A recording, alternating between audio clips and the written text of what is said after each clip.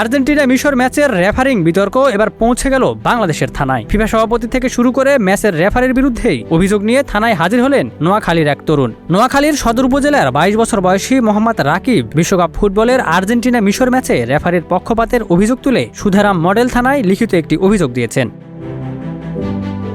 তার অভিযোগে অভিযুক্ত করা হয়েছে ফিফা সভাপতি জিয়ান্নি ইনফান্তিনো, ম্যাচের রেফারি ফ্রাঁসোয়া লেতেস্কিয়ের সহ 15 থেকে 20 জনকে। রাকিবের দাবি, বিতর্কিত পেনাল্টি, গোল বাতিল এবং রেফারির একাধিক সিদ্ধান্ত ম্যাচের ফলাফলকে বেশ প্রভাবিত করেছে। এতে তিনি এবং মিশরের সমর্থকেরা মানসিকভাবে ক্ষতিগ্রস্ত হয়েছেন। এ কারণে তিনি 5 কোটি টাকার ক্ষতিপূরণ দাবি করেছেন এবং সংশ্লিষ্টদের বিরুদ্ধে ব্যবস্থা নেয়ার আহ্বান জানিয়েছেন।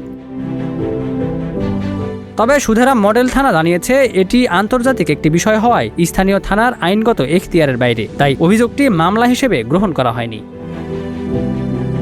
এদিকে রাকিব জানিয়েছেন, তিনি এখন আদালতে যাওয়ার প্রস্তুতি নিচ্ছেন, প্রয়োজনে মানববন্ধন সহ বিভিন্ন কর্মসূচিও পালন করবেন। Ekramuzzaman, news flash 71।